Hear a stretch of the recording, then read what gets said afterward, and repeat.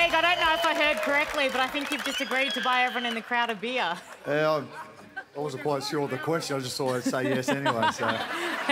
You spent a fair while in the media conference. Was it a pleasant experience tonight? Oh, yeah, it's obviously a lot more pleasant when you win than when you lose. And, yeah, obviously it was nice to win tonight. You know, we were very disappointed with our performance last week, especially on, Billy's 300th. So, we pride ourselves in being a lot better in our effort areas than what we have been the last couple of weeks. But I thought tonight, we got back to, something that is close to expectations. Another area you pride yourself on is physical fitness of the players in the club. You can't take advantage of that with the stop-start with the penalties. How frustrating is the stop-start nature of the game at the moment? Yeah, it is frustrating, Joey. We finished on really strongly tonight, but it's hard to balance it. Obviously, the powers to be think that there needs to be a lot of work done on the 10 metres and down inside, inside your own 20-metre line. Players coming off early or not getting back on side, so they're really penalising it hard. So at the end of the day, I don't think anyone enjoys the amount of penalties here at the moment, because at the end of the day, I think it's not good for the spectacle of the game. But having said that, if that's what they really believe that they need to do, well, the players need to adapt to it, and hopefully, in the next couple of weeks they will. Well, how hard is it to educate Brodie Croft about managing a game when it's so stop-start? Yeah, it's not easy, but I suppose there's a few other clubs in that position as well with key position players. So it is a little bit frustrating, as you say. But as I said, if the powers to be think that's what needs doing, well, they're going to do it, and the players have got to get used to that. But the thing with Brodie, I thought he was certainly an improvement on what he did last week tonight. And the hard part for him too has been in the pre-season, you bring a new halfback in. He's played 5 games. So he hasn't trained much. He hasn't played much with our other key position players, Billy Slater, Cameron Smith and Cameron Munster. But all those guys are in the World Cup.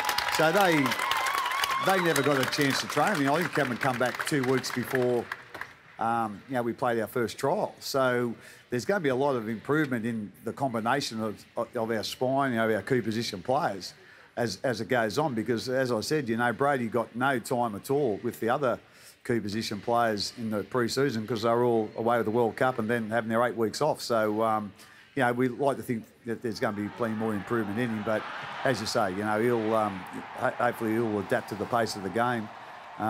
If we go back to less penalties. How do you adapt to that though aspect of it, Craig? Do you take the boys back this week and say, well, we can't keep giving away that amount of penalties, and then work on that aspect of the game, or do you just push on and let the boys do what they've been training for in the off season and see how it rolls next weekend?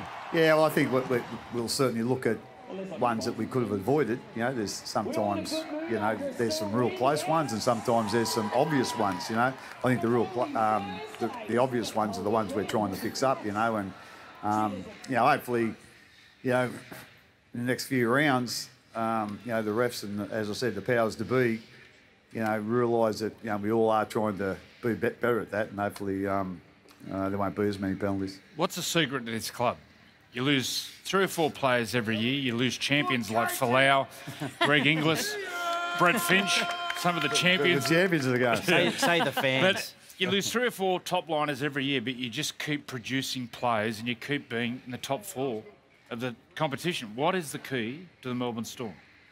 I think Gerds is right. All the fans are very loyal, very passionate, so they drive us on each week. You're trying to get out of buying that beer. What's the key, mate? What's the key? Honestly, I think really important thing in our place, whether you're a player or you're a staff member or whatever you do, our mentality is you got a job to do. You do it the best you can, and to do that, you need to work really hard. And for our players and our coaches and our off-field staff, it means each and every week, each and every day, you're doing your job the very best you can. And look at Cassiano. Cassiano's come down. It's a different person, not only a different player. It's a different person. Well, again, Sam obviously come here and we give him a couple of things that he needs to do in basically as a player, but also in his position. And to do this, you might need to do these couple of things in the off-season. And obviously, we thought losing weight was one of them. And, you know, he's very disciplined of that. And like I say, we just see that as really important, everyone understanding what their role is and working really hard to get it done. It was interesting through the week, Belly 8, that Cooper Cronk come out and said he's a little bit surprised at the amount of media attention that they receive up there in Sydney. Do you think that's a real benefit being down here, a little bit out of sight, out of mind? Yeah, I think it always has been good, to be quite honest. You know, our guys are way out of the spotlight here. You know, you probably got to turn the back page about 8 times before you find a story about the Storm, so which is good. Yeah. At the end of the day, keep some of those younger guys' feet on the ground a little bit more.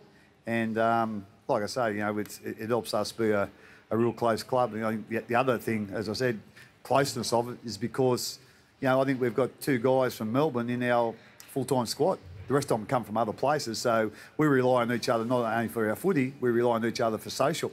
And, you know, the partners get really involved and they've got kids, so it's it is a real tight-knit group down here, and so I think that makes it a little bit easier for me as a coach and people at our club to, you know, to work hard on what we need to do and have a real close-knit club. Well, talking about Cooper Cronk, you not only lost one of the best halfbacks of all time, you probably lost your best assistant coach in the off-season. Yeah, well, actually, I think we lost. Is that a fair comment? Yeah, without a doubt. And but I think you can put Billy and Cameron. and Cameron in that category too. And, you know, that they weren't here all pre-season as ever. So me and the coaches, we were working hard. Yeah, we had to work real hard, and we're not as smart as them, so it took a lot of working out. But yeah, they're wonderful. They've been wonderful players, but wonderful, you know, people for our club. And the thing that you really like about, you know, Cooper and the other, and, you know, Billy and Cameron, they've never been afraid to give other people in our club or other players in the club advice. You know, not being scared of them taking their position if it's the same position. They've always wanted what was right for the club and what was right for the team. And like I say, we certainly wouldn't have been the club if we didn't have those three players for so long. A lot of people in the crowd were yelling out when Joey asked you that question that your coaching has been the key. You seem to be enjoying yourself immensely, apart from the odd moment in the box, you know, during some tense times. How much longer do you want to keep doing it for? Yeah, that's a good question, Erin. Yeah,